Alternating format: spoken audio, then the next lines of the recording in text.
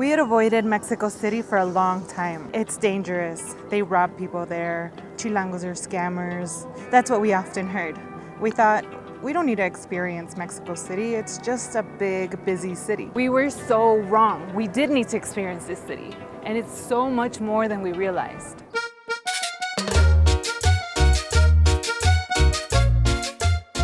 Welcome to part one of our Mexico City travel guide series. Today we're exploring the heart of Mexico City, the historic center, its main points of interest, including a few hidden gems you won't want to miss. We're gonna start this tour at the very spot where Mexico City was born. Or I should say, where Tenochtitlan was born. Lake Texcoco? Yes, but also no.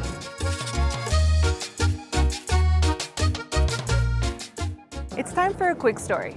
When a group of Aztec people decided to leave their ancestral home of Aztlan, they called themselves Mexicas and started a pilgrimage in search of a new homeland. They received a message by one of their gods, Huitzilopochtli, the god of sun and war, and were told to settle where they saw an eagle perched on a cactus with a snake in its beak. The journey took 200 years, but the message came true. They saw the eagle, the cactus, and the snake on a small reed-covered island in the shallow waters of Lake Texcoco. That is the legend of the eagle and the serpent illustrated on Mexico's beautiful flag. That scene apparently took place right here in El Zócalo. I know what you're thinking. Didn't that scene happen on a lake? Well, yeah, this used to be Lake Texcoco. It's incredible to see what Mexico City is today, but I can't imagine what it looked like when it was Tenochtitlan. Imagine seeing pyramids and water surrounding it. The Spanish drained out the water here, and it's kind of ironic because now Mexico City suffers from massive droughts. It's actually a topic that we'd like to talk about more in the future. By the way, did you know Tenochtitlan means place of tunas? I mean, place of prickly pears? Tunas, especially from Zacatecas. It's also a place for free concerts, and it looks like they're setting up one right now.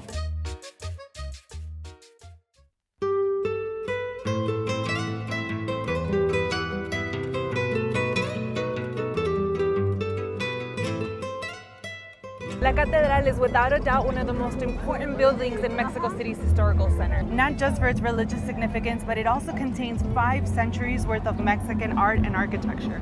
Built on the remains of an Aztec temple in what was the center of the Aztec capital of Tenochtitlan, the colonizing Spaniards built the most grandiose church in all of the Americas. Did you just casually say this church is built on pyramids?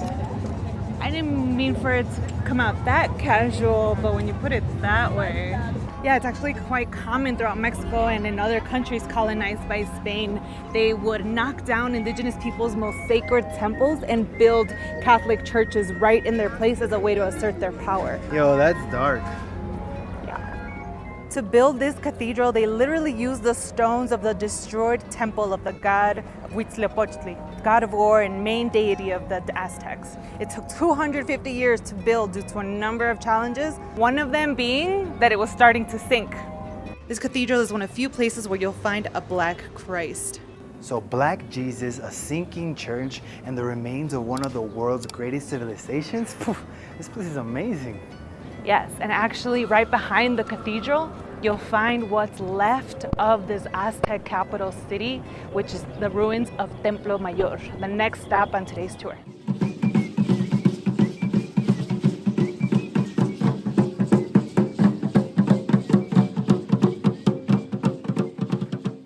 A limpia is a spiritual medicine, a therapeutic cleanse of your body and soul, and you can experience one right in front of Templo Mayor for a voluntary donation.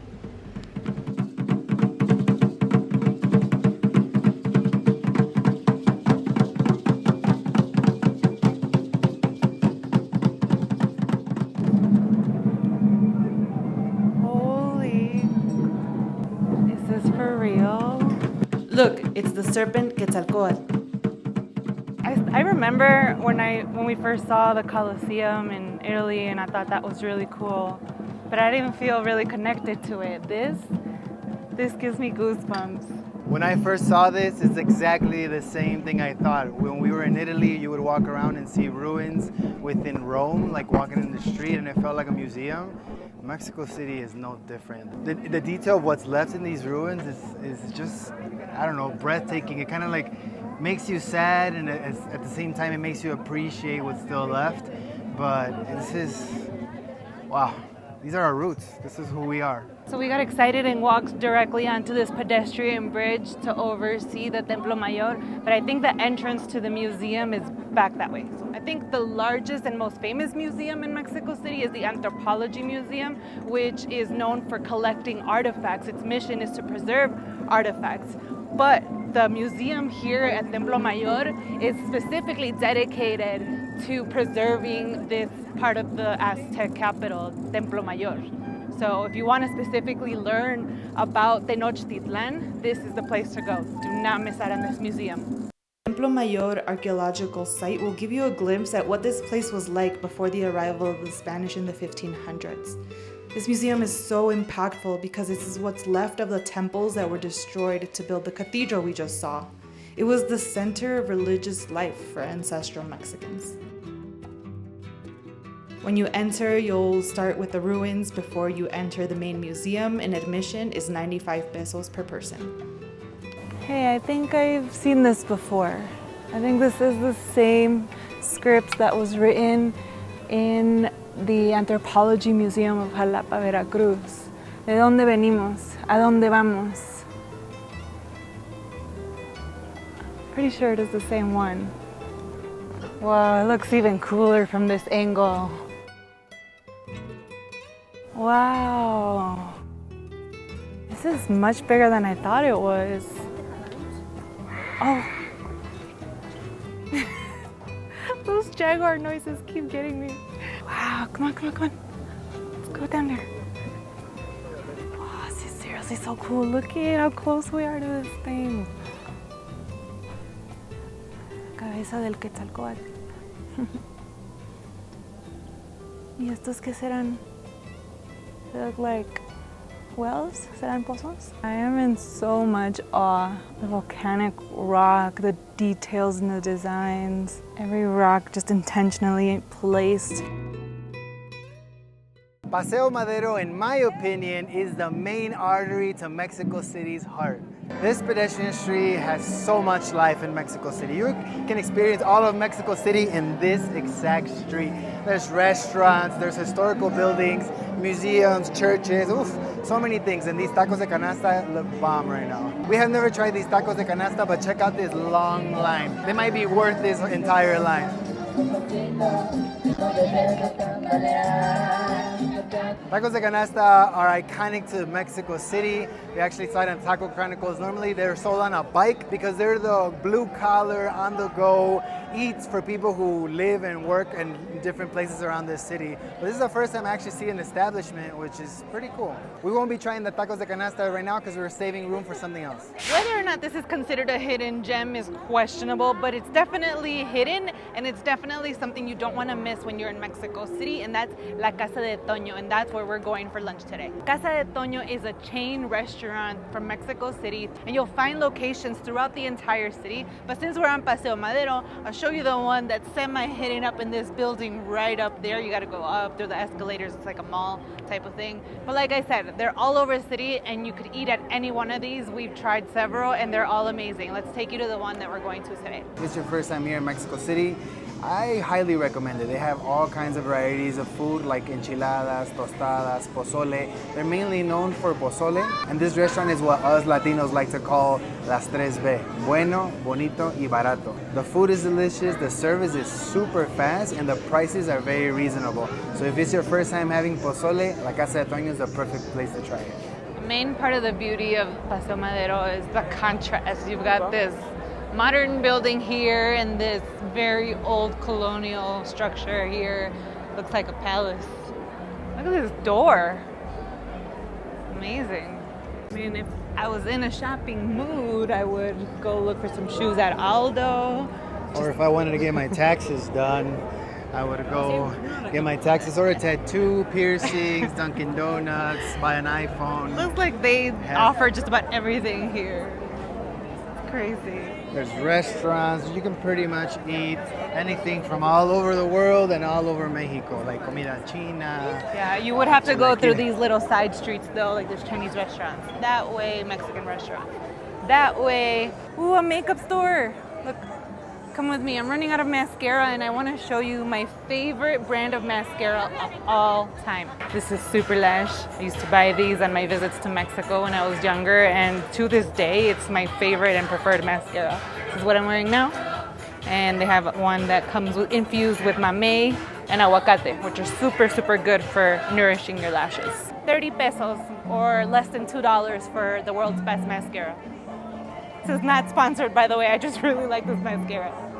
On Calle Madero, you also will see Torre Latinoamericana, once Latin America's tallest building. Not the first, because the first one was in Brazil. And what makes it a landmark here in Mexico City is the fact that it was the first building built on a high seismic, Anti-seismic. And it survived. Anti-seismic abilities to survive earthquakes. Yeah, and it survived 3 large earthquakes here in Mexico, which is very impressive. It's gorgeous up there. We haven't been. It's definitely something we recommend you all to do. We're gonna try to make it today. Cross our fingers that we make it before the end of this video. Lines could be long sometimes, so that's why we don't know. We're not sure. This gorgeous building is Palacio de Bellas Artes, which was constructed in 1934 to host theater, opera, and it also hosts funerals to mourn some of the most famous Mexican celebrities like Frida Kahlo, Juan Gabriel, José José, and Cantinflas. This building is art. They actually hired an Italian architect and a Mexican architect to do this beauty, and it took a really long time because the Mexican Revolution kind of interrupted the construction of this building. All right, let's go check it out. Admission to the palace, at least into the foyer, is free, but to enter the museum, it is 90 pesos per person, and just make a note that it is cash only.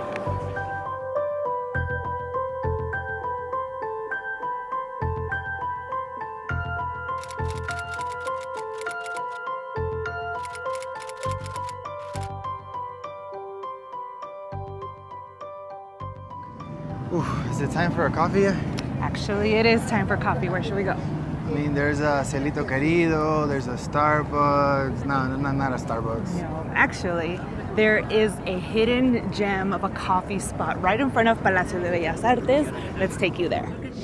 So what you want to do is enter the Sears Tower, take the elevator to the 8th floor, walk past the merchandise, and into Café Finca Don Porfirio for delicious coffee accompanied by a gorgeous view of the palace.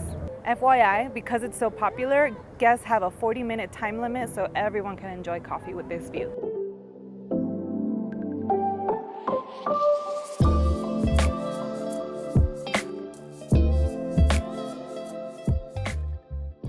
We actually found this spot because our Patreon member Chuck actually brought us here during Christmas time. Thank you so much, Chuck, for bringing us here. And if you would like to join our Patreon membership, make sure to check out the link below. Other ways to support us, you can buy us a coffee, send us a tip, or super thanks. Thanks, guys. From the same architects that brought you Palacio de Bellas Artes, you have El Palacio Postal. This is a world-renowned postal office, and it is absolutely stunning. You have to see it inside. Come check this out.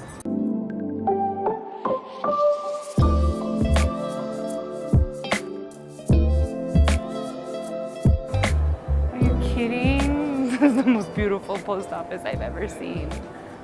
This is something out of like a movie. You know what this reminds me of? Like that majestic luxury from the Titanic. Look at that. They just don't make things like this anymore. There's a book fair happening. I used to get so excited for these as a kid, but I never had any money for them. You got money now, baby girl? I got money now? Kind of, at least for a book. Will you buy me a book? Yeah.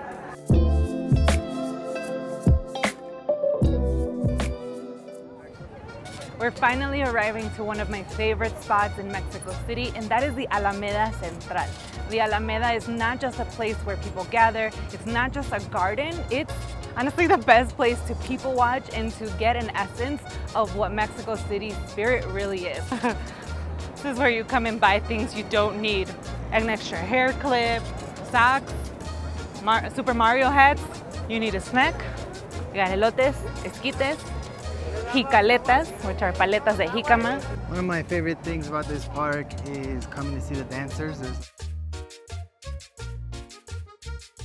thing we can guarantee you for sure about this park is that you will never be bored. There's always something going on. There's always people. Whether you want to eat, you want to dance, you want to take really beautiful pictures. Or just sit and meditate, read a book, relax. It's a little oasis in the middle of this big, busy city. I feel so bad admitting that I used to just assume that there was nothing really more than just a loud, busy city here. And that was my ignorance because, well, one, my mom didn't really know the city, and the little that I think our parents knew about it was that, you know, that there are kidnappings and that it's dangerous. And maybe in the 80s, 70s, it was, you know, one of the more dangerous places in the world. But thankfully, Mexico City is coming out of that reputation and again being a very friendly, welcoming, and an amazing city. This city has an infinite amount of incredible experiences to offer, and we're going to try to cover as much as we can in the following months. So make sure you're subscribed and hit all notifications so that you don't miss an episode. Se cuidan, se bañan y nos vemos hasta la próxima. Chao.